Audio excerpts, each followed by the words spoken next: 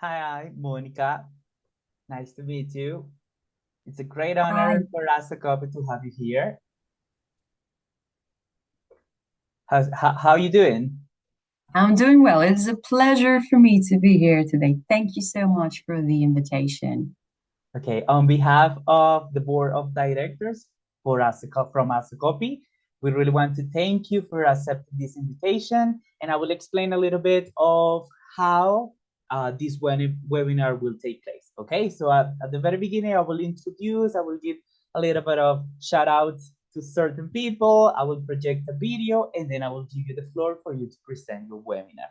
At the end, we will have a space for us to chat a little bit, to have some conversations with the audience. And at the end, you will have the opportunity to close it up. Is that okay for you? Perfect. Sounds Okay. perfect. Okay. So, hi, everybody. Good afternoon. Before we start, we really want to give some time for for everybody to be connected. And while we're doing this, I will project a video with a special invitation. So give me 1 second. I will project.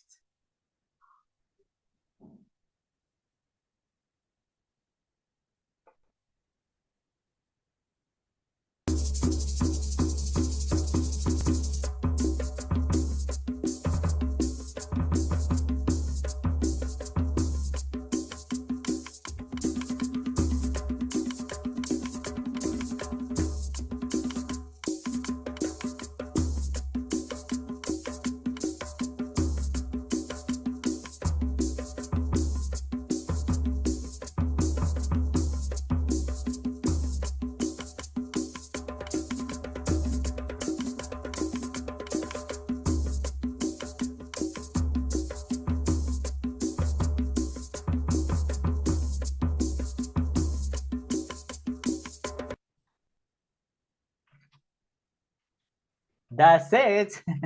As a copy this year will take place in Barranquilla, Colombia. So this is a special invitation for everybody to participate. We really expect all of you to be there, sharing your knowledge, sharing your experiences with us. This is a space for us to learn in community. So that's why we expect you to be there. Today, we are very pleased to welcome to this space, which Asopopi has created as part of a series of webinars, which are held every single Wednesday, every single month, with different relevant and updated topics for um, our community, which also contributes to the professional development of English teachers in Colombia. Today, we're very glad to welcome Professor Mónica Celis Arias. Mónica is pursuing a PhD in education and holds a master's degree in neuropsychology. She also has a business English teaching diploma and CELTA. Her expertise spans assessment, curriculum design, and teacher training. As a senior learning consultant for proficiency assessment and PET in LATAM. So, Monica, thank you very much for accepting this invitation. The floor is all yours.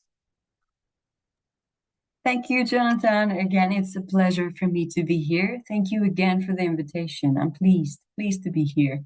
I will share my screen. And as I do so, I will let you know a little bit about what we are going to do today. Today, we are going to talk about the future of assessment. Um, Quite a very simple title for a presentation, but I think it entails so much in terms of all of the beautiful things and amazing, sometimes incredible things that are starting to happen and that will happen. But it also entails a lot of our participation and how our involvement in the whole process that comes about. We're going to be part of it all. It's not that, I don't know, the artificial intelligence is going to take the floor completely. We're also going to be there. We're always going to be there. And then how is it that we locate ourselves in front of all of these changes? that is essentially today's topic, right? I don't mind being interrupted. If you want to open up your microphones and ask any question at any time, please be my guest. You are welcome to do so. And if not, if you're a little more shy, then you can use the chat also. Yeah? So your questions are always welcome. Let's get started. So this is the agenda for today's talk.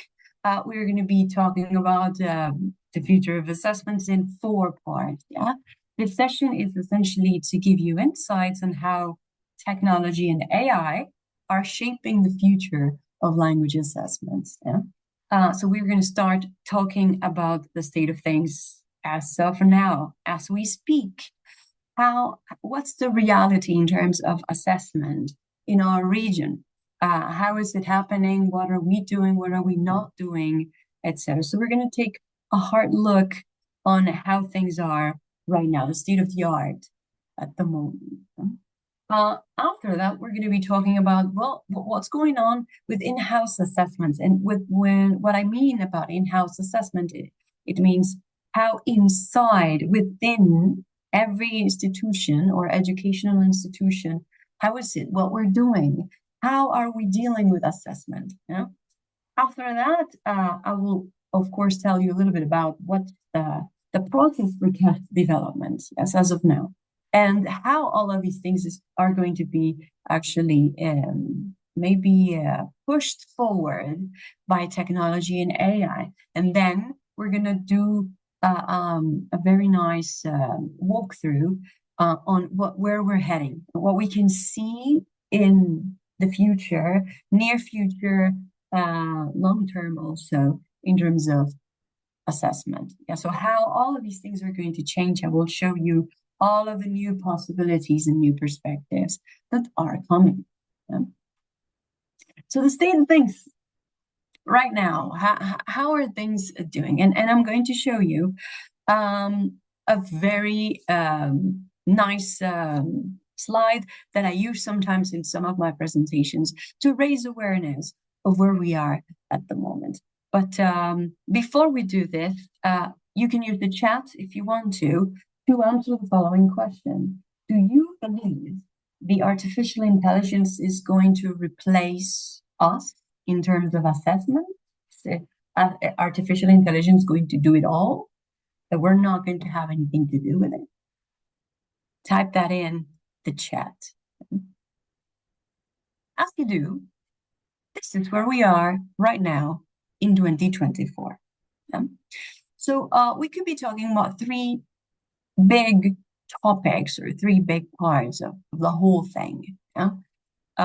Essentially, well, if you go all through LATAM, you're going to see that we're in many ways, or in some parts of LATAM, Latin America, we are still using traditional assessment.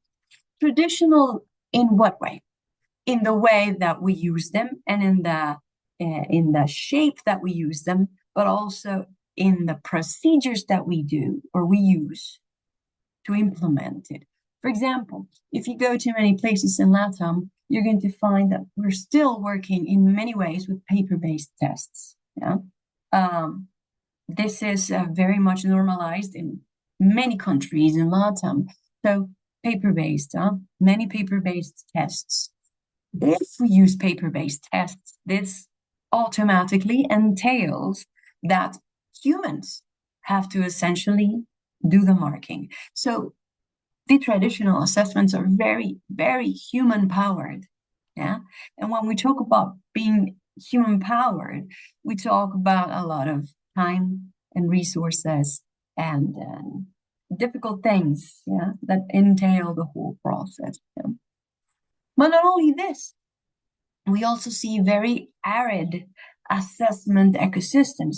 This means that in many places, in many countries, in LATAM, we still continue to see many institutions in which we don't apply or administer a lot of assessment Or if the assessment is administered, we don't necessarily use a big variety of tools for different purposes. So it's very arid. Sometimes it's just an exit test or a proficiency test at the end of the process, or sometimes certification test, but that's all. Yeah, there are many other kinds of assessment tools and techniques that we can apply and use and administer, but still in LATAM, we're not doing that very much.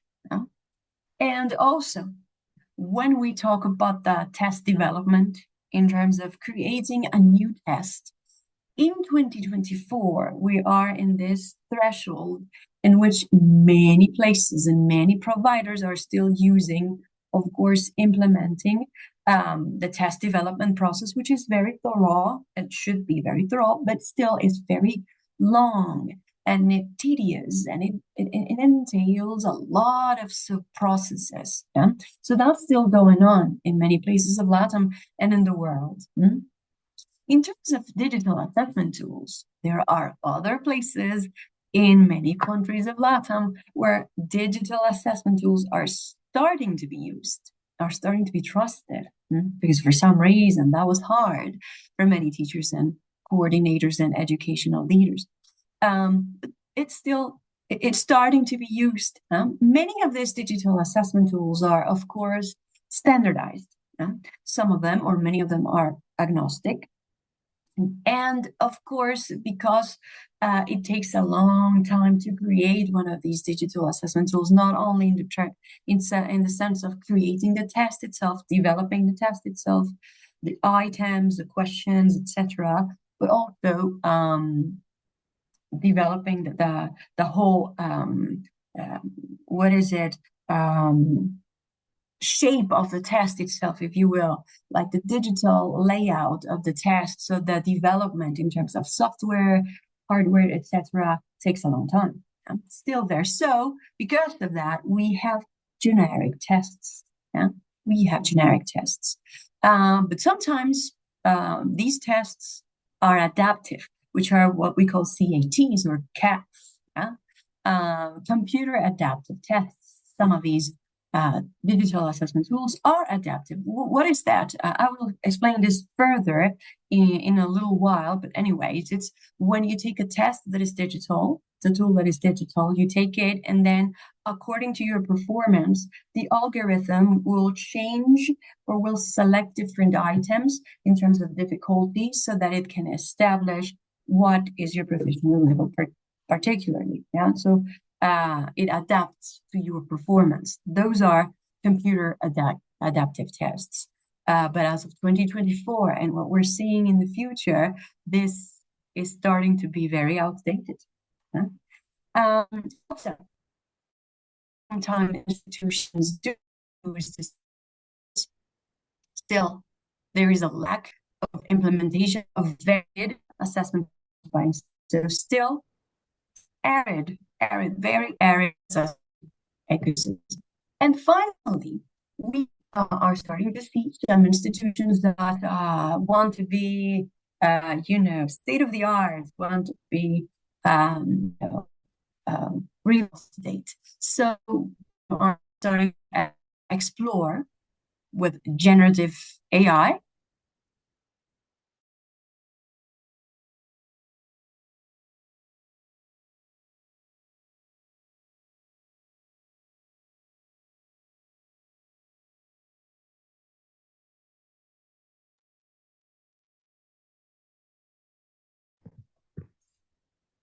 I'm sorry for the inconvenience. We're having some troubles here. Let us fix it and we will be right back.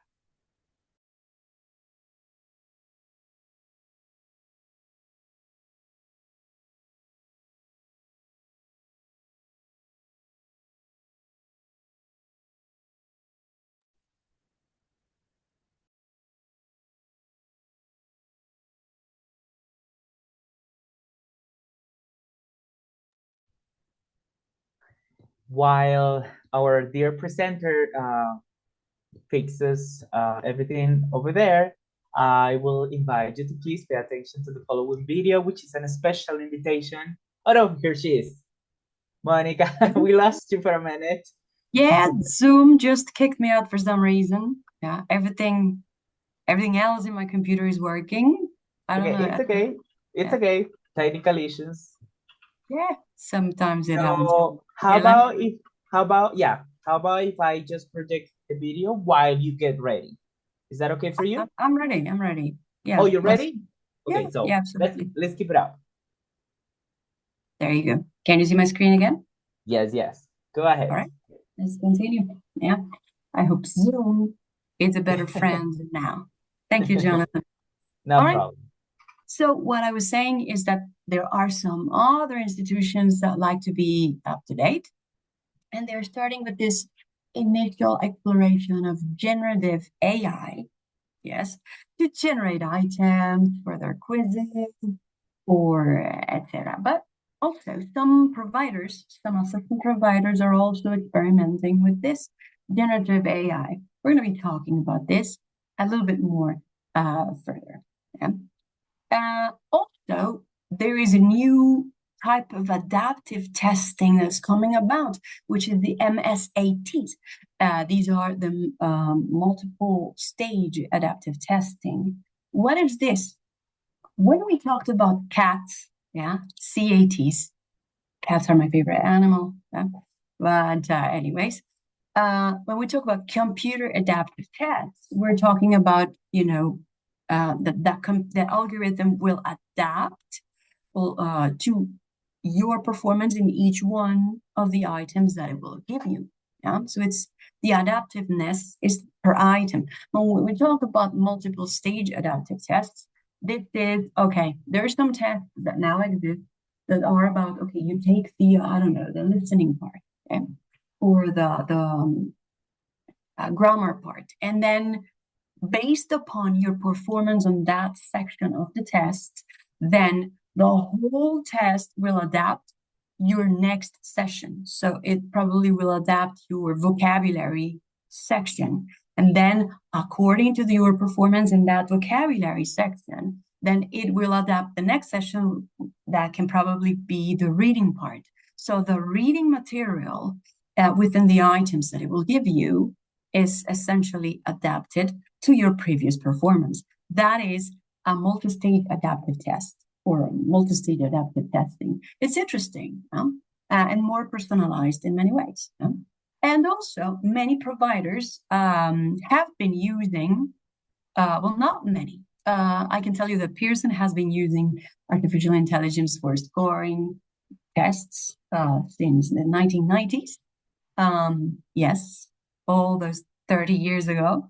Some other providers have been starting to use this just now or in the previous months or the previous couple of years.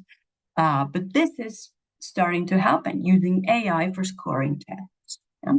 So this is where we are right now. The common denominator in the whole process is that there are, even if you're using AI for scoring in institutions, even if you're using MFATs, even if you're using initial generative AI technology, even if, or even then, what we see is that there are still very bad assessment ecosystems and a low level of exercising the principles of assessment and low level of language assessment literacy. Yeah. I liked the comment in the chat that one of you made that when I asked, do you think AI is going to replace us or not? Essentially, somebody said it will not. It is just a tool. Yes. And I deeply agree with this. It definitely is a tool. Yeah. So the assessment ecosystems that we generate and the exercising of the principles of assessment has to be there today and in 2030 and in 2072 and even if we got the most amazing AI technology with us. Yeah? So let's continue to reflect upon what we got now. If you go to many schools, this is what's going on. Yeah, many teachers have to design their own assessments, or some institutions just decide to design their own assessments. And this has a lot of situations around it, or entails a lot of situations. Why? Because we got an overemphasis on what is assessing knowledge, assessing contents. Sometimes the starting stages of critical thinking with some reading material that we include. But there is less development on assessment of transferable skills and competences. So what that gives the result in terms of reality today for assessment in-house in many institutions in LATAM is that, well, we have many paper-based assessments, as I mentioned before, or sometimes the substitution model of the SMAR model by Dr. Puentedura. If you don't know that model, I deeply recommend you to take a look at it. So it's just replacing the paper for a Word document or Google Forms, etc. It's just replacing. Yeah, it's not transforming by using technology. So that's what we got many times. We got teacher design assessments that deal with a lot of issues in terms of validity and reliability. Yeah, because designing a test is not that simple. Yeah? And also, the types of items that are being used are assessing mostly, again, knowledge and content. So that's why I put there an overemphasis, because the types of items that we use to true or false, etc., are very good for assessing that content and knowledge, but not very good for assessing competences in many ways. So we got problems with constraint validity, etc. So that's what we have today. Also, a very thorough test development process. When we want to create a new test in terms of providers, of tests, big companies such as Pearson or many others, we have to go through this process to generate the items. We have to contact the experts. We have to do a lot of training. We have to do a lot of standardization processes for creating a test. This takes time. This takes resources. This takes a lot of human effort. We have to produce sample materials. We have to do the test production. We have to do item banking. And also we have to verify that the item banks are useful, that are not badly used, etc., etc. So it takes a lot of work. Yeah? So that's today. Yeah? A lot of time, a lot of money, a lot of expertise, a lot of human capital also. Yeah, a lot. And this takes, again, it's like a cycle. Again, if you have to take all of that, it's more time. Yeah? So where we're heading, excited to know where we're heading, because that's what we just discussed, is where we are right now. Where we're heading. The assessment transformation goes to these places. So this is what we can see as of today in September in 2024. Probably in 3 months, 2025. Yeah, 2025 is around the corner. Probably in 2025, in 3 months, I will be able to tell you a lot more and many more different things. But as today, this is what we can see. Assessment is going to, and it's starting to, become simpler, shorter, and faster. Yeah. Why? Because artificial intelligence is allowing us to do that. Why simpler? Because the processes for item generation, for test development, for scoring, etc., are becoming easier to do, and then this entails that the assessments are simpler to create. It's faster to create. Also, the assessments will be shorter because the algorithms and the machine learning and all of the AI models that are, let's say, included within the process of assessment are becoming more specialized every day. And this means that we will need less items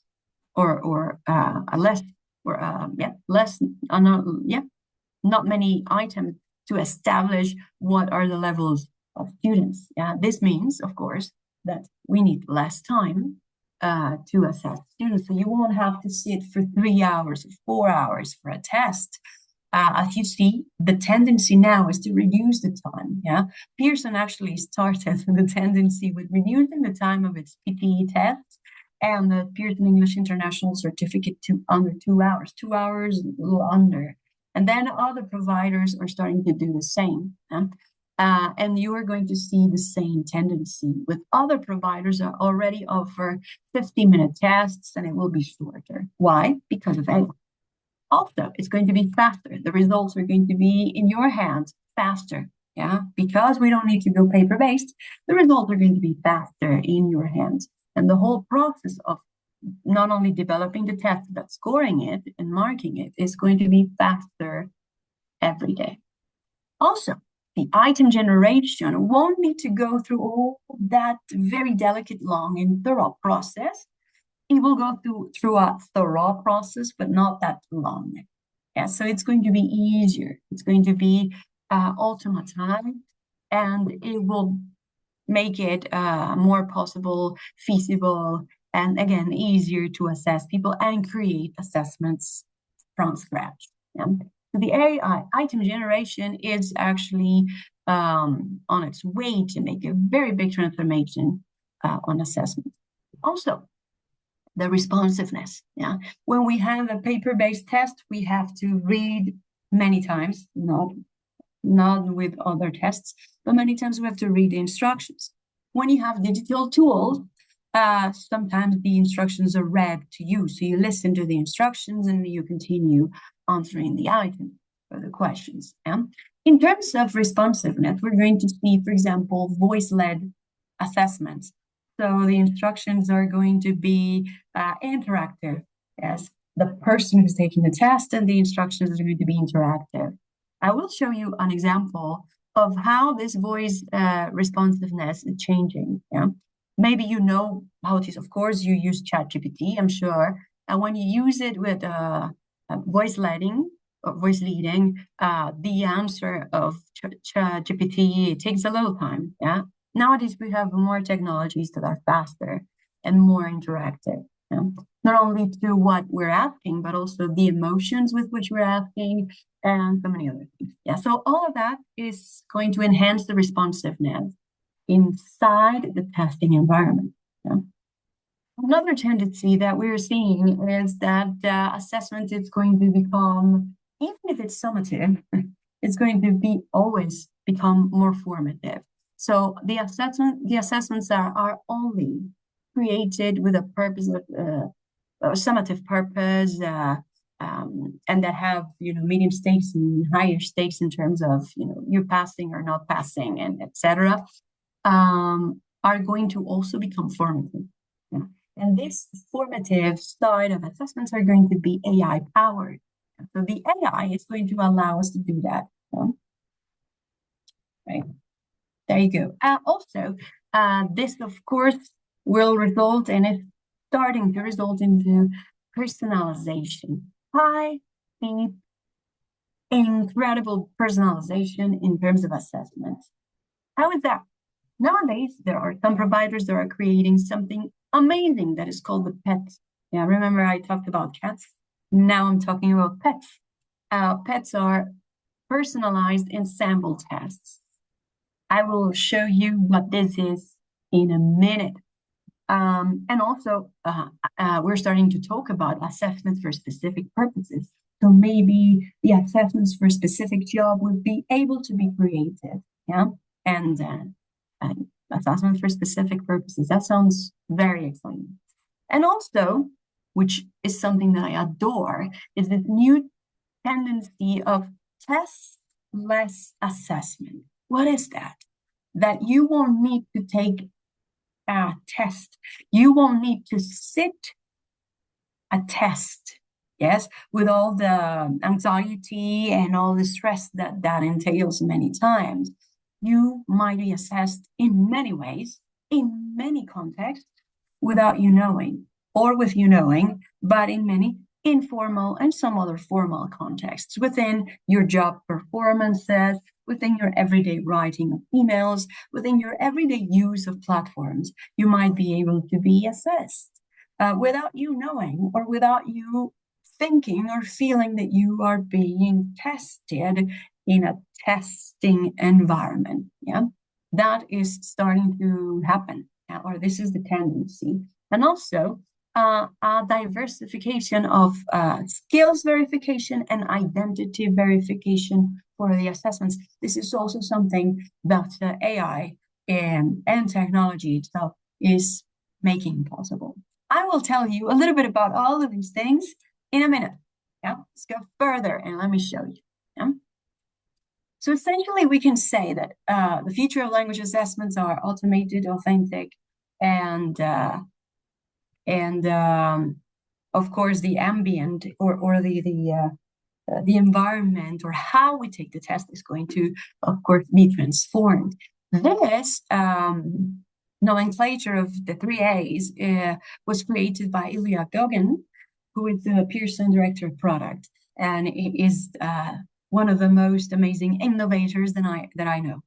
So I recommend you follow him in LinkedIn, so that you can see all of these wonderful things that he does with innovation, technology, and in terms of assessment, in terms of learning, etc.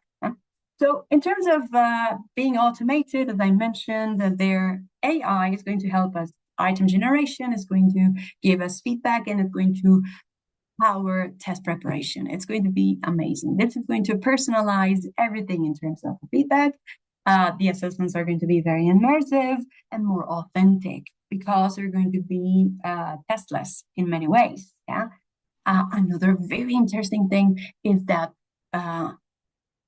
sometimes when we take a test of one provider and another test from another provider, your information, your competential information, the results that you got, etc., lie within that provider or that particular report apart from the others.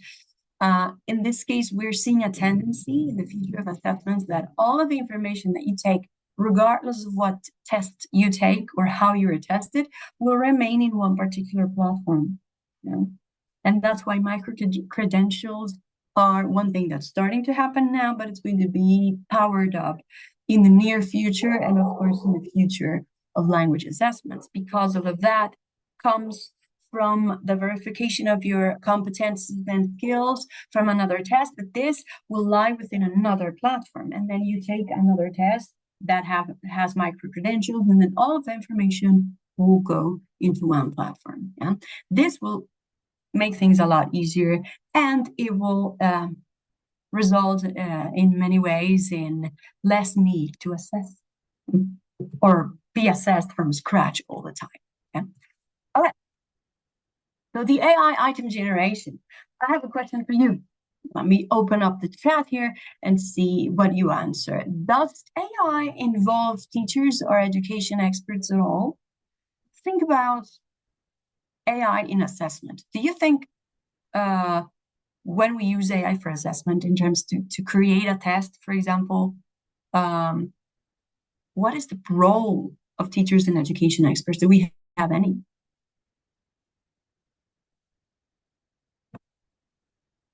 I see, and of course, I see a yes. All right. Well, let's talk about it, because yes, definitely. This is how it goes. This is the process, yes, to develop, for example, an AI scoring model, or the process also to generate AI items, etc. So all of this starts with education experts. Education experts decide the task, decide the topics, set the scoring criteria. Education experts also try out the tasks, pilot them in a selection of students. They also score the students' responses, and they test the scoring by many raters. Yes, and then is when we start using AI models, for example, NLP or natural language processing models, in which these models extract features and characteristics of the student responses according to also how we marked, how we did the scoring, etc. And all this information is fed into the machine learning and the AI models that we use. Yes? So this enables the machine or the AI model to predict or mimic the features that we as education experts set. Yeah. And this is, of course, magnified and retrained and retrained and retrained at scale. Yes, with many student responses per hour. So the more students respond to test, the more trained the machine is going to be. Yeah. But all of it came from education experts. And also, we might let the machine do the whole scoring, but at the end, again, the human experts in psychometricians validate everything. And sometimes we have human experts that will check after the scoring of an AI. Yeah? So we're always there. We're always there. It's just that the AI can do more in less time than we can, without bias, yes, and halo effect and all of that. Yeah? So it's basically magnifying our power. It's essentially it. Okay. Automatization. What's coming in terms of automatization? I mentioned what CATs are, MSTs are, and what are PETs. Yeah, computer adaptive tests. Adapt per item. Yeah, the better you do, the more difficult your test becomes, question by question. Right. Multi-stage adaptive testing is groups of testlets or groups or parts or sections of the test. So according to how you did in the listening part, this will adapt the next vocabulary section. And according to that, this will adapt the reading section. Yeah. But personalized ensemble tests are not only personalizing or adapting the items or the sections, they are also adapting the content of the test. So when I'm talking about content, I'm talking about the content in which the item lies, or that the item lies within. That the vocabulary that's going to give you the thematic whereabouts of the item, etc., etc. So it's going to personalize tests to a degree not seen so far. This is already being done and already being researched. Huh? Also, formative assessments. All assessments, even if they're higher stakes, the highest stakes assessments you can think, yeah, which are the TOEFL, the IELTS, and the PTE academic, the Pearson test of English academic. The three big ones, which are the high stakes tests, or the others, medium stakes tests, certification tests, all of them are going to become formative. Yes, even if they have the summative purpose, they will also become formative. All testing, all assessment is becoming formative, and this is, of course, possible because of AI. Yeah? This is a report from one of our Pearson tests that is already doing this, and it has been doing it for 5 years at least. That it's going to tell you not only the quantitative information of the performance of the students in terms of what they can do or not, but also qualitative information. It will tell you recommended activities for you as a student and you as a teacher to bring about in the classroom for remediating language learning gaps. Yeah, so it will give you recommended activities and it will give you learning objectives that you have to work on, and it will also give you, if you're using a Pearson, of course, courseware, it will give you what parts of the book, what pages, what units you need to go back to or you need to use to remediate what you need to remediate. So the formative assessment that is powered by AI, this is amazing. Yeah. And you're going to see this more and more and more. And also, the voice-guided tests and micro-credentials. Look at this. Look at this. I have a video here, yes, and maybe you like it, maybe you don't, we'll see. The video is just to show you how much in just 1 year, technology, AI technology has evolved in terms of voice-guided tech. This is going to start to be applied to tests. So when we take tests, as I mentioned before, since they're going to be more authentic and more interactive and voice-guided and voice-led, when we say something or when the instruction is given to us, you will be able to have this seamless interaction. Let's see how it's changed. The first clue is good but not great, 8 letters. That sounds like adequate. Yeah, that works. And then how about a gentle blow, 3 letters? That would be tap. And how about a word for garbage, which is 9 letters? Oh no, wait, it's not 9 letters, it's only 5 letters. So no, I said it's only 5 letters. Could you give me that answer? Sure, but could you clarify what you need? Are you asking for a translation or something else? No, just a 5-letter word for garbage, please. Got it. A 5-letter word for garbage is trash.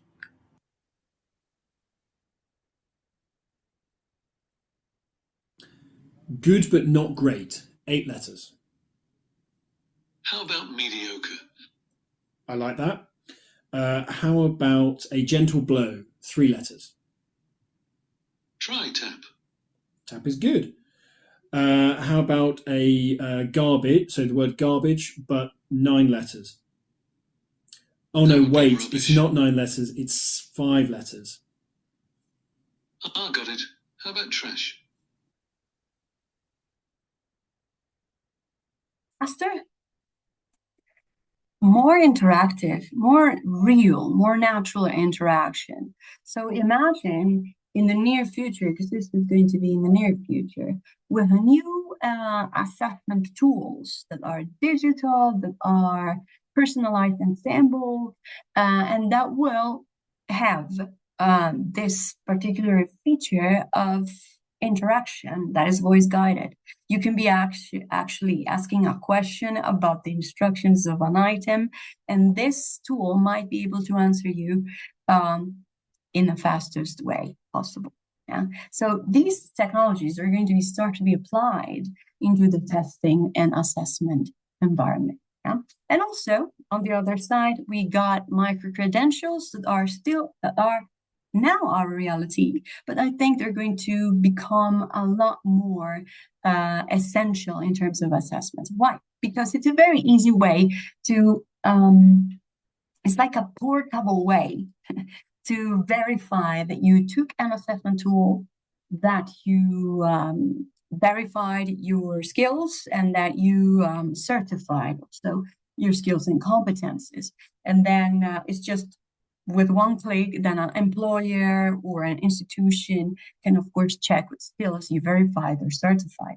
Yeah? And this is going to be happening from many providers are going to start using these micro-credentials, not only in terms of, you took this big test, but also if we have test-less environments or ambience, then you're going to be assessed continuously. This is going to be verified through a credential, and all of this information will be lying within one same platform, available to everyone. Yeah? So the future of assessment paints a little interesting. I don't know if you have any questions so far, any comments so far. The chat is open. You can open your microphones at any time. While you do that, I'll see some comments here in the chat. The content needs to be provided by the expertise. Yes, of course. And then AI just magnifies it all. Okay? It's very helpful to make sure you read an exam. Absolutely. These technologies, what they're going to do is essentially that, make it easier, faster, cheaper to create tests.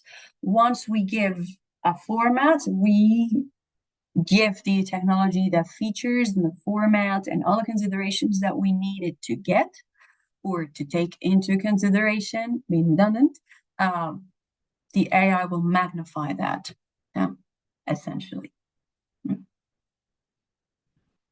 Right, let's see if we got any other questions.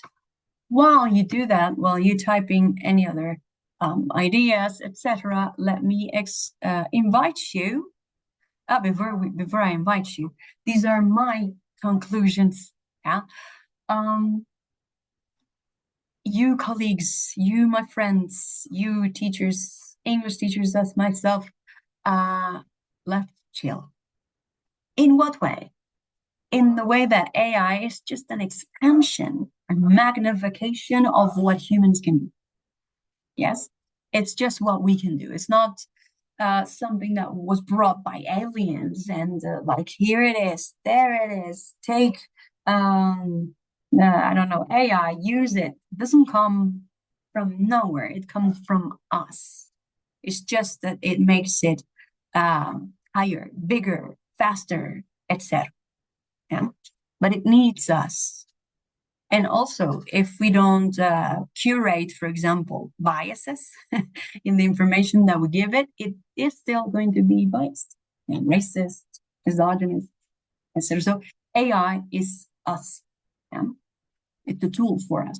But anyways, you guys, language assessment literacy must always prevail.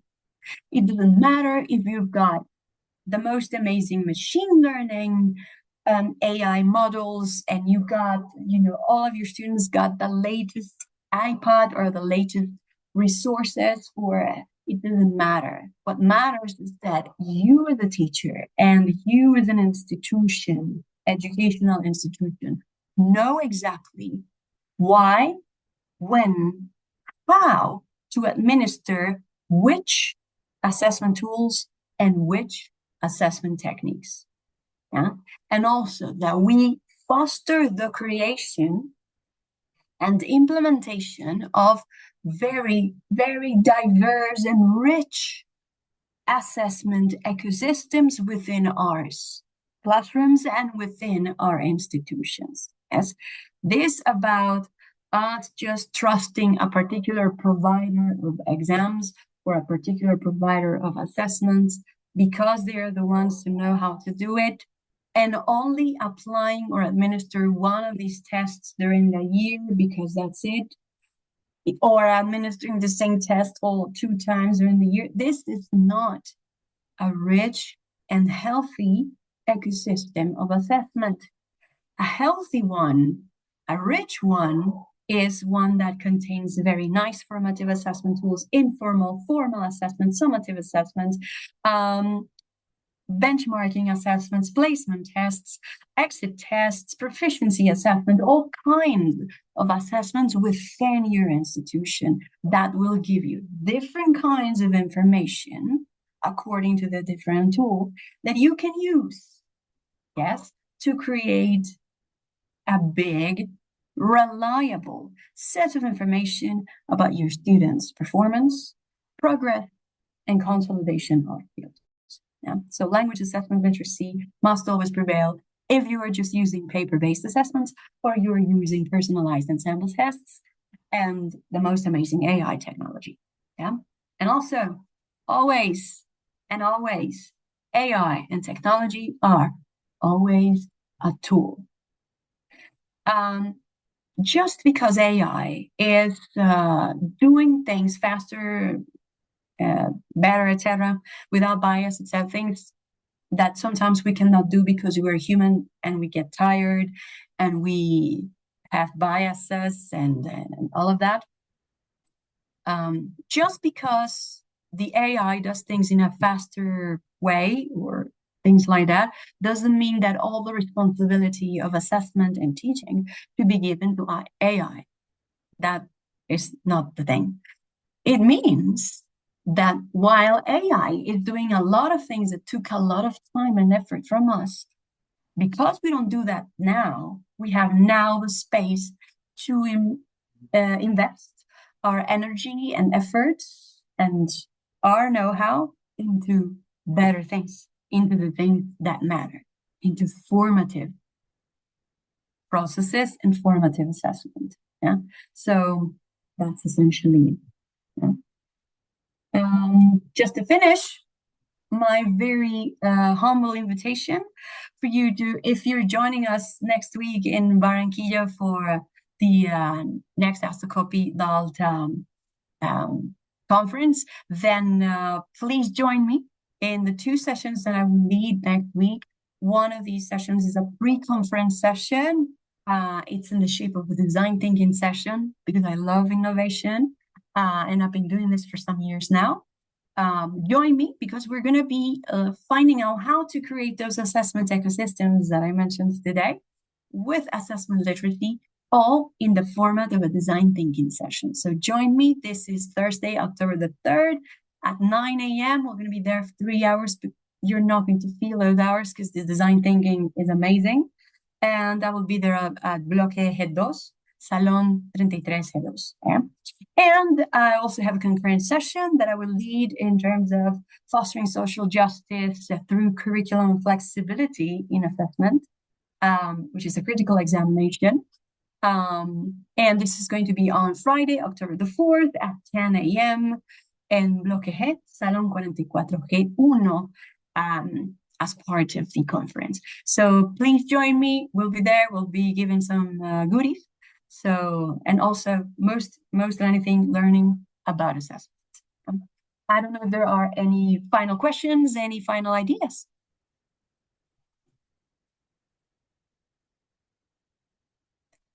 Wear comfortable shoes, definitely. Yeah, gotta walk, but that's nice, to change our everydays. Chairs for seeing each other, etc. And this is the most important slide of all of my presentation. Thank you so very much for attending, for your questions, your ideas. Here always for you. Thank you very much, Professor Celis. Now we open the space for questions. So if you happen to have any question, you can just type it up on the chat box.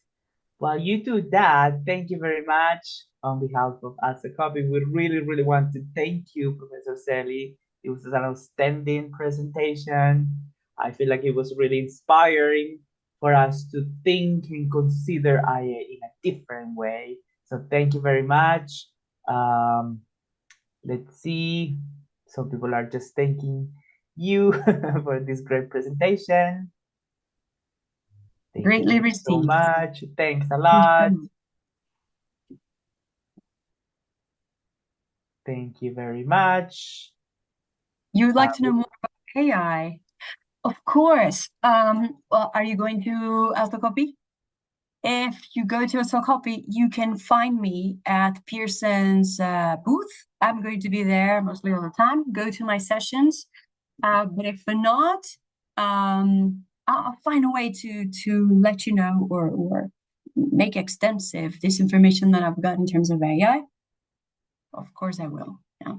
If you're going to be there, find me. If not, I'll find a way to get to you. Lots of thanks, everybody's just typing. Thank you very much. Interesting presentation and topic. Thank you. Thanks.